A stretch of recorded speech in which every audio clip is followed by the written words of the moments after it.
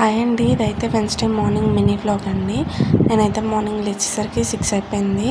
నేను లేచిన వెంటనే పాలు అయితే కాగబెట్టానండి. పాలు కాగిన తర్వాత గోంగూర ఉడకపెట్టడానికి అయితే వాటర్ పెట్టేశాను. ఆల్టర్నేట్గా మిల్లెట్స్ జావ అయితే కాసానండి. వాటర్ కాగిన తర్వాత గోంగూర అలాగే పచ్చిమిర్చి టమాటాలు వేసి గోంగూర అయితే ఉడకపెట్టేశాను. గోంగూర ఉడికిన తర్వాత అయితే ఈరోజు నేను టిఫిన్లోకి అలాగే లంచ్లోకి సరిపోయేలాగా టమాటా రైస్ అయితే చేస్తున్నాను. టమాటా రైస్ కోసం అయితే ఫస్ట్ ఒక కడాయి పెట్టి ఆయిల్ వేసి ఆయిల్ కాగాక ఎండుమిర్చి ఆవాలు జీలకర్ర వేసి అవి చిటపటలాడిన తర్వాత ఆనియన్స్ అయితే చిన్న చిన్న ముక్కలు కట్ చేసుకొని ఫ్రై చేసుకున్నాను. ఆ తర్వాత పచ్చిమిర్చి కరివేపాకు వేసుకొని బాగా ఫ్రై చేశాను. ఆనియన్స్ లైట్ బ్రౌన్ కలర్ వచ్చాక అల్లం వెల్లుల్లి పేస్ట్ వేసి పచ్చివాసన పోయే వరకు ఉడికించుకున్నాను.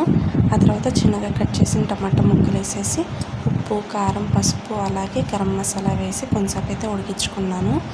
గోంగూర అయితే తిరగమాత పెట్టేస్తున్నానండి. బాండీలో ఆయిల్ వేసి ఆవాలు జీలకర్ర ఎండుమిర్చి అలాగే తాలింపు దినుసులు అన్నీ వేసుకొని అవి వేగాక ఆనియన్స్ అయితే వేసుకొని గోంగూర అయితే తాలింపు పెట్టేసుకున్నాను. ఈలోపు అయితే టమాటా ముక్కలు మగ్గిపోయాయండి. అందులో నేనైతే 2 గ్లాసుల బియ్యం 1 గంట ముందు నానబెట్టాను. అవి వేసేసి వాటర్ అయితే ఇనికిపోయిన దాకా బియ్యం అయితే కలిపి ఉంచానండి. గోంగూర కూడా తాలింపు పెట్టేశాను. 2 గ్లాసుల బియ్యంకి అయితే నేను 3 గ్లాసుల వాటర్ అయితే తీసుకున్నానండి. 3 గ్లాసుల వాటర్ పోసేసి నేనైతే టమాటా రైస్ అయితే ఉడికించుకున్నాను.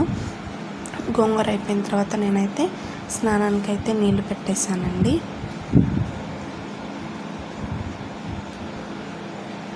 టమాటా రైస్ కూడా ఉడికిపోయింది.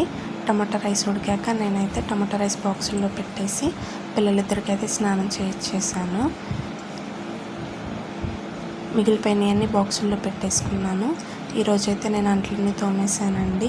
అలాగే తాలింపు దినుసులన్నీ అయిపోతే అవి కూడా క్లీన్ చేసుకున్నాను రీస్టాక్ చేసుకోవటానికి. రేపు మార్నింగ్ టిఫిన్లోకి అయితే నేను రాగి దోశ చేద్దామని రాగులు నానబెట్టుకున్నాను. 2 గ్లాసుల రాగులకి 1 గ్లాస్ మినప్పప్పు వేసి